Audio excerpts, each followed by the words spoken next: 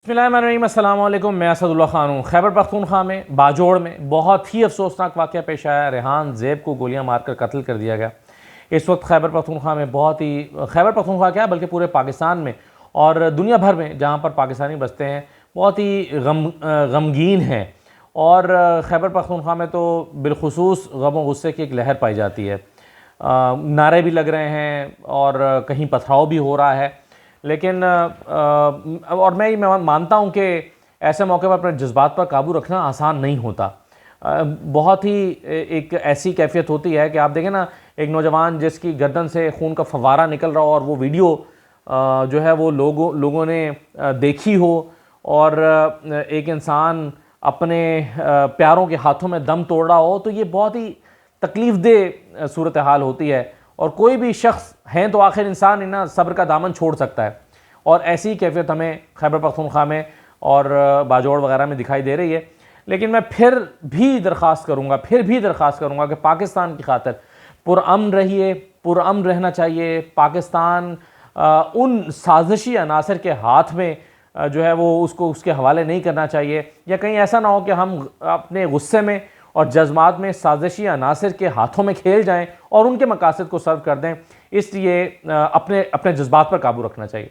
जहां एक तरफ मैं ये कहूँगा कि अपने जज्बात पर काबू रखना चाहिए, वहीं दूसरी तरफ मैं ये भी कहूँगा कि ऐसे जो नाहंजार किस्म के लोग जो ट्विटर पर बैठते ही उन्होंने फौरी तौर पर, अभी कत्ल हुए घंटा गुजरा और अपने फतवे देना शुरू कर दिए कि जी फलां ने इसको कत्ल किया है और मुखालिफ उम्मीदवार ने कत्ल कर दिया है, ये मैं समझता हूँ कि ना सिर्फ बहुत ही जो है वो गैर जिम्मेदारी है, बल्कि एक मैं समझता हूँ कि बहुत ही क्या मैं इसके लिए अल्फाज इस्तेमाल करूँ, बेहिसी है कि भाई लाश घर में पड़ी है, 2 घंटे हुए हैं। अब तहकीकाती इदारे अभी अपना काम कर रहे होंगे, वो ढूंढ रहे होंगे कि इस कत्ल के मुहर्रिकात क्या होंगे, किसने किया, क्यों इस वक्त इलेक्शन को सबूताज करने की कोशिश की है, ढूंढ रहे होंगे पाकिस्तान के तमाम इदारे। और ऐसे में एक सहाफ़ी उठ के कहता है या कहती है कि जी इसको तो फला मुखालिफ उम्मीदवार ने कत्ल कर दिया जिसको टिकट मिल गया था और इसको टिकट नहीं मिला था। खुदा के लिए कुछ तो अक्ल के नाखून लें, है नहीं, लेकिन चलो कुछ तो किसी के कहने पर कोई बंदा सोच लेता है। तो ये बहुत ही गैर इंसानी किस्म का तज्जिया या मालूमात या जो भी हैं, और ये बहुत ही कबलज़ वक्त है इस तरह की कोई बात करना, तो ये भी नहीं होना चाहिए। और ये मेरा ख्याल है कि गमज़दा लोगों के जज्बात को भड़काने के मुतरादिफ होता है। इस तरह के जो हमारे ही सहाफ़ी दोस्त अहबाब हैं जो इस तरह की हरकतें करते हैं, भाई सब्र कर लें, 2 दिन पता चल जाएगा। अगर मुखालिफ उम्मीदवार या जिसके अपनी पार्टी के वो उम्मीदवार जिसको टिकट मिल गया था, अगर उसने भी कत्ल किया है, तो रियासती इदारे मौजूद है ना तहकीकात करने के लिए, वो कल को पता लगा लेंगे, बता देंगे। बस सब्र तो करें, उनको काम तो करने दें। तो ये मैं समझता हूँ कि बहुत ही अफसोसनाक चीज़ जो है इसके बाद हुई है। अब ये वाक़या पेश आया, फिर सिब्बी में वाक़या पेश आया है। इन तमाम वाक़यात के बाद जो है वो इलेक्शन कमीशन ने अपना इजलास भी तलब किया है, और वो जो इजलास तलब किया गया इलेक्शन कमीशन का, उसमें वाज़ेह तौर पर यह कहा गया है कि अमन अमान की सूरत हाल के पेश नज़र इजलास बुलाया गया कल का। और ये बलूचिस्तान में जो वाक़यात पेश आ रहे हैं, जो खैबर पख्तूनख्वा में वाक़या पेश आया है, इस पर तमाम जो मुतल्लिका जो इदारे हैं उनके सीनियर अफसरान को बुलाया गया ताकि सिक्योरिटी का जायज़ा लिया जाए। तो इलेक्शन कमीशन की ये जो प्रेस रिलीज़ अभी कुछ देर पहले आई, और उस प्रेस रिलीज़ में कल अहम तरीन इजलास बुलाया गया। यकीनन वो ये फ़ैसला करेगा कि इस सिक्योरिटी को कैसे बेहतर करना है। कुछ लोग इस प्रेस रिलीज़ से ये भी समझ रहे हैं कि शायद वो ये फ़ैसला कर सकते हैं कि यहाँ पर इलेक्शन हो भी सकते हैं, यानी खैबर पख्तूनख्वा में और बलूचिस्तान में। मैं ये गुमान रखता हूँ कि ये इजलास इलेक्शन के इल्तवा के लिए नहीं है, और मेरी मालूमात भी यही हैं, बल्कि ये इजलास जो है ये मैं गुमान रखता हूँ कि ये महज सिक्योरिटी को इम्प्रूव करने के तरीक़ा हाय कार पर गौर करने के लिए बुलाया गया है। और इसमें यही गौर होगा कि सिक्योरिटी के हालात को कैसे बेहतर किया जाए, इंतखाबात के पुरअमन इनेकात को कैसे यकीनी बनाया जाए और मुमकिन बनाया जाए। मेरा ख्याल है इन्हीं चीज़ों पर इस पर गौर किया जाएगा, और इन्हीं चीज़ों पर गौर किया जाना चाहिए। इसके अलावा अगर फौरी तौर पर, क्योंकि अब कोई भी वाक़या पेश आता है तो फौरी तौर पर बात होने लगती है कि जी इंतखाबात नहीं हो रहे, या इंतखाबात हो रहे हैं या नहीं हो रहे। और उसकी वजह यह है कि इतने ज़्यादा इस पर गैर यकीनी के बादल अब तक मंडराते चले आए हैं पिछले 1-1.5 साल में, कि जब तक ये हो नहीं जाएंगे लोगों को यकीन नहीं आएगा। लेकिन बहरहाल मैं ये समझता हूँ कि इलेक्शन हो रहे हैं और इलेक्शन होने चाहिए, और सिर्फ जो है वो सिक्योरिटी की चीज़ों को बेहतर किया जाना चाहिए ताकि इलेक्शन पुरअमन माहौल में हो। और ये जो एक कैफियत आज हमने खैबर पख्तूनख्वा में देखी है बाजोड़ में, बिलखुसूस ज़ाहिर है ये रद्द-ए-अमल फितरी था, किसी का प्यारा जब अपने हाथों में जाता है तो ये होता है, लेकिन फिर भी सब्र जो है वो बहरहाल उसका दामन छोड़ना नहीं चाहिए। अच्छा, आज देखें ये उस वक्त हुआ है जब पहले ही आज एक फ़ैसला आया जब इमरान खान को 14 साल कैद की सज़ा सुनाई गई और उनकी अहलिया को भी 14 साल कैद की सज़ा सुनाई गई है, बुशरा बीबी को। अब ये जो तोशा खाना का मामला है, इसके बारे में एक तो जो चीज़ें यानी जो फ़ैसला आता है अदालतों से, उसमें भी गैर ज़रूरी जल्दबाजी का मुजाहरा किया जा रहा है और हक़ समात छीन लेना और बाकी चीज़ों का होना, इस पर कल से हम बहुत बहस कर चुके हैं। एक तो इस पर सवाल उठते हैं, लेकिन साथ ही साथ ये सवाल उठता है कि तोशा खाना में किसी एक शख्स को पिन पॉइंट करना क्या ये भी ठीक है? नहीं, चलिए मान लिया कि कानूनी तकाज़े खुद इमरान खान ने और बुशरा बीबी ने भी पूरे नहीं किए होंगे, मान लिया तोशा खाना से। आज मैं एक सहाफ़ी से बात कर रहा था, वो सहाफ़ी बहुत इसरार कर रहे थे कि जी, मैंने कहा कि ये जो माजी में जिन लोगों ने गाड़ियाँ, घड़ियाँ और कीमती तोहफ़े लिए, उसमें और इसमें क्या फ़र्क है जो इमरान खान ने लिए? तो उन्होंने कहा कि जी फ़र्क ये है कि जी उन लोगों ने तो चलें कम कीमत लगवा के तोहफ़े लिए, लेकिन अपने पास रखे, इमरान खान ने उसको बेच दिया। तो मैंने कहा चलें ये तो बहुत ही घटिया हरकत की होगी, इमरान खान ने उसको बेच दिया, लेकिन इसमें गैर कानूनी क्या है? कानून पाकिस्तान का कौन सा है जो रोकता है कि आप तोहफा लेकर खरीद के बेच नहीं सकते? तो इस सवाल का कोई जवाब मौजूद नहीं है। अब देखें ना, आसिफ जरदारी साहब ने एक लेक्सस और एक BMW जिनकी कीमत 10 करोड़ 7 लाख रुपए से कुछ ज़्यादा थी, लेकिन 26 जनवरी 2009 को इन गाड़ियों को उन्होंने अपने पास रखने के लिए 1 करोड़ 61 लाख 70 हज़ार रुपये अदा किए। 10 करोड़ की चीज़ों को 1 करोड़ या 1.5 करोड़ में ख़रीद लिया। फिर मई 2021 में नवाज शरीफ की अहलिया को जो मौसूल होने वाला एक तोहफा था, उनके अलहदा से उनको मिला था, 58 लाख रुपए के मुकाबले में 29 लाख रुपए अदा करके उन्होंने ख़रीद लिया। नवाज शरीफ साहब और उनकी अहलिया कुलसूम नवाज को कम अज़ कम 65 तोहफ़े मौसूल हुए। साबिक वज़ीर आज़म ने इन तोहफ़े में से ज़्यादातर अपने पास रखे, जिसमें महंगी घड़ियाँ और एक बुलेट प्रूफ गाड़ी शामिल है। हालांकि गाड़ियाँ आपको पता है तोशा खाना से नहीं ली जा सकती। फिर जनवरी 2016 में नवाज शरीफ ने 3 करोड़ 80 लाख रुपए के तोहफ़े वसूल किए, जिन्हें अपने पास रखने के लिए 76 लाख रुपए अदा किए। 3 करोड़ के तोहफ़े 3 करोड़ 80 लाख के यानी 4 करोड़ के तोहफ़े 76 लाख रुपए में ले लिए।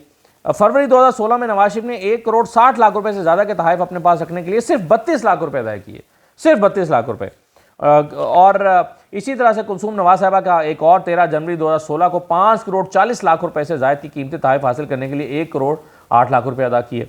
शाहिद खाकान अब्बासी साहब का भी नाम इसमें है कि उनकी अहलिया समीना शाहिद ने अक्टूबर 2017 में एक ज्वेलरी की सेट के एवज 1 करोड़ 99 लाख रुपए अदा करने के बाद 9 करोड़ 90 लाख रुपए से ज़ायद का तोहफ़ा ही अपने पास रख लिया। 9 करोड़ 90 लाख का था, यानी 10 करोड़ का था और 2 करोड़ में ले लिया। इसी तरह से शाहिद खाकान अब्बासी साहब का बेटे हैं नादिर खाकान, उन्होंने भी 17 अप्रैल 2018 को 1 करोड़ 70 लाख रुपए की घड़ी रखने के लिए 30 लाख रुपए अदा किए और उनके दूसरे बेटे अब्दुल्ला खाकान ने भी 55 लाख रुपए की घड़ी 10 लाख में खरीद ली। इस तरह की पूरी लिस्ट अभी और भी है मेरे। ख्वाजा आसिफ साहब भी हैं इसमें माशाल्लाह, जो इलेक्शन हारने जा रहे हैं, उनके भी हालात ये 4 करोड़ 40 लाख रुपए के का तोहफा था और 88 लाख रुपए में उन्होंने ख़रीद लिया। तो ये पूरी फहरिस्त और भी है, टोटल एक्सेस और ये वो चीज़ें। नाम हम लेंगे तो चौधरी शुजात का भी नाम आएगा, परवेज़ मुशर्रफ का भी आएगा, शौकत तरीन का भी इसमें नाम आएगा, जमाली साहब का भी आएगा, फिर जो चेयरमैन सेनेट माजी में रहे हैं उनके भी हैं। तो बेशुमार ये लिस्ट है पूरी जिसमें लोगों ने तोहफ़े को लिया। तो अब मेरा सवाल ये है कि इस दायरा कार को फिर वसी होना चाहिए, सबको पकड़ें, 14-14 साल की सज़ा दें और नए सिरे से फिर एक सियासी लौट आए, नए सिरे से हुकूमत बनाएं, क्योंकि ये किसी एक शख्स को पिन पॉइंट कर देना और फिर या तो हो ना, फिर 14 साल सज़ा दी है ना, फिर 14 साल एक बंदा भुगत के आए, पाकिस्तान में पता चले भाई एक बंदे ने 14 साल सज़ा भुगती है, आइंदा किसी की जरूरत नहीं होगी तो कि तोहफ़ा जो है वो लेगा। लेकिन होगा क्या, हालात बेहतर होते हैं, बंदा जो है वो वज़ीर आज़म बन जाता है, वज़ीर आज़म एक शख्स भाग जाता है मुल्क छोड़ के, फिर आगे फिर वज़ीर आज़म बन जाता है। तो ये तमाशा लगा हुआ है पाकिस्तान में। यानी आपने अगर किसी को सज़ा दी, अभी नवाज शरीफ साहब को दी थी 10 साल सज़ा, अपनी काटते ना, फिर क्यों उनको मुल्क से बाहर भेज दिया गया, फिर क्यों मुल्क छोड़ के चले गए। इमरान खान को भी अब अगर वाकई इमरान खान ने जुर्म किया हुआ है तो दें 14 साल की सज़ा ना, फिर आइंदा पता चले। लेकिन ये क्या तमाशा हुआ कि वो छोड़ के, अभी हालात ठीक होंगे, चीज़ें बेहतर होंगी, मामला अच्छे होंगे तो एक बंदा बाहर आ जाता, तो फिर ये अदालतें तो मजाक ही बन के रहेगी ना हमारे यहाँ। अच्छा, फिर देखिए कि आज की एक और ख़बर यह है कि PTI के इंट्रा पार्टी इलेक्शन, PTI ने फैसला किया कि एक हफ्ते में इंट्रा पार्टी इलेक्शन करा रहे हैं। एक तो मुझे ये पता नहीं है कि वो एक हफ्ते में कैसे कराएंगे, क्योंकि एक हफ्ते के बाद तो इलेक्शन है, और अगर इलेक्शन से जनरल इलेक्शन से पहले अगर नहीं होते तो फिर वो जो इलेक्शन के फौरन 3 दिन के अंदर अंदर डिसाइड करना है कि किस पार्टी में जाना है, फिर इन इलेक्शन का मकसद नहीं रहता, फिर तो चाहे 2 महीने बाद भी हो जाए। लेकिन अगर उससे पहले होते हैं तो इलेक्शन से पहले क्या इतनी बड़ी एक्टिविटी की जा सकती है इंट्रा पार्टी इलेक्शंस की। तो ये देखना होगा कि पीटीआई फैसला जो कर रही है इसको एग्जीक्यूट कैसे कर सकती है। लेकिन इसका अफसोसनाक पहलू एक और भी है कि आज पार्टी ऑफिस में जब पीटीआई के रहनुमा पहुंचे हैं तो पता चला कि पार्टी ऑफिस में तो पुलिस ने कब्जा कर रखा है और पार्टी ऑफिस में एंटर नहीं होने दिया गया। बाबर अवान को नहीं जाने दिया और लोगों को, पार्टी के और रहनुमाओं को अंदर जाने नहीं दिया गया। भाई क्यों? क्या किसी दहशतगर्द जमात का दहशतगर्द तंजीम का ये दफ्तर है जिसको बैन कर दिया गया है, जिसको सील कर दिया गया है? भाई एक पार्टी है जिसके खिलाफ अभी तक ये किया गया है कि उससे बल्ले का निशान छीना गया है, बाकी उस पर कोई पाबंदी नहीं लगाई गई, लेकिन इसके बावजूद उस पार्टी के दफ्तर में लोग दाखिल नहीं हो सकते, पुलिस खड़ी है और पुलिस से पूछें कि क्या जवाब है तो उनको पता ही नहीं है। तो अभी चूंकि पीटीआई बैन नहीं है तो ये सारे इकदाम करने का मकसद नहीं है। अच्छा, पीटीआई बैन करने के हवाले से भी अब 2-3 दिन से खबरें आना शुरू हो गई और तेज़ हो रही हैं। आज डिस्कशन में रहा कि पीटीआई बैन हो सकती है। भाई अगर पीटीआई बैन हो सकती है तो क्या यानी अगर उसको बैन करना है तो क्या उसके लिए कानूनी तकाज़े पूरे हैं? जिस तरह से एक रेफरेंस तैयार किया जाता है, मुंतखब हुकूमत एक रेफरेंस तैयार करती है, फिर वो सुप्रीम कोर्ट के पास भेजती है 15 दिन पहले, क्या ये सारे कानूनी तकाजे पूरे किए जा सकते हैं? क्या निगरान हुकूमत कर सकती है या नहीं कर सकती? अभी इस पर हमारे कुछ दोस्तों में बहस हो रही थी तो मैं उनसे कह रहा था कि कर तो नहीं सकती, लेकिन अगर कर देगी तो कौन उनको आगे रोकेगा? कि अल्लाह का के हाथ में डंडा तो है नहीं जो सर पे मारेंगे काबीना के मेंबर्स के और कहेंगे कि जी तुम ये तो कर ही नहीं सकते थे। ज़्यादा से ज़्यादा वो यही कहेंगे ना कि जनाब आप जो है वो हमने कर दिया है, जाओ शिकायत है तो अदालत में जाओ, जाके लो। अदालतों में फिर चले जाएंगे तो आपको पता है फिर तो लाखों केसेस पड़े हुए हैं और चलता रहेगा, न जाने कब तक चलेगा। तो ये जो है वो ये भी चीज़ें यहाँ पर तय पा रही हैं। आज कोर कमांडर्स कॉन्फ्रेंस भी हुई है। कोर कमांडर्स कॉन्फ्रेंस का एलामिया हमारे सामने आया है और उसमें बहुत सारे अहम इश्यूज़ पर बातचीत हुई है। मसलन मैं चंद चीज़ें इंपॉर्टेंट आपके सामने रख देता हूँ, जिसमें कहा गया है कि पाकिस्तान को गैर मुस्तहकम करने के लिए दुश्मन कुव्वतों के इशारे पर काम करने वाले तमाम दहशतगर्दों, उनके सहूलतकारों, उनकी हौसला अफजाई करने वाले नासिर के खिलाफ रियासत मुकम्मल ताकत के साथ निपटेगी। पाकिस्तान की खुद मुख्तारी और इलाकाई सालमियत मुकद्दस और नाकाबिल तस्खीर है। पाकिस्तान तमाम रियासतों के साथ पुरअमन बकाए बाहमी पर यकीन रखता है। मुल्क की खुद मुख्तारी, कौमी इज़्ज़त और पाकिस्तानी अवाम के उमंगों पर कभी समझौता नहीं होगा। कॉन्फ्रेंस के शुरका को भारत की जानिब से मावरा इलाकाई और मावरा अदालत कत्ल, रियासती सरपरस्ती में जारी दहशतगर्दी और भारत की पाकिस्तानी शहरियों को निशाना बनाने की घिनौनी मुहिम के बारे में ब्रीफिंग दी गई। फोरम ने इत्तफाक किया कि भारत की जानिब से बैनुल-अक़वामी कवानीन की खुल्ला खिलाफ वर्जी और उसका असल चेहरा दुनिया के सामने बेनकाब किया जाए। तो आलमी बरादरी पहले ही भारत के मुजरमाना रवैये और दुनिया भर में कत्ल गारत गरी की रियासती ताकत के इस्तेमाल पर शदीद तहफ़्फ़ुज़ात का इज़हार कर चुकी है। फिर फोरम ने फ़लस्तीन और गज़ा के अवाम की हिमायत का इरादा करते हुए तनाज़े के इंतहाई मनफी असरात और ख़त्ते में फैलाव के इम्कानात का भी जायज़ा लिया। आगे चल के इसमें यह भी कहा गया है कि कश्मीर के हवाले से भी इसमें कहा गया पाकिस्तान अपने कश्मीरी भाइयों और बहनों की बैनुल-अक़वामी कवानीन और अक़वाम मुत्तहिदा के करारदादों के मुताबिक इंसाफ की फ़राहमी तक अखलाकी, सियासी और सिफारती हिमायत जारी रखेगी। तो अब आप देखें कि इसमें यह हमाजहद किस्म का एलामिया है। पाकिस्तान में जो शरपसंद अनासिर हैं उनसे निमटना, भारत के जो मज़मूम मकासद हैं उसकी बात, कश्मीर और फ़लस्तीन के मज़लूमों की बात, तो बहुत सारी चीज़ें आज के इस कोर कमांडर्स कॉन्फ्रेंस के एलामिया में हमारे सामने आई हैं। इजाज़त दीजिए, अल्लाह हाफ़िज़।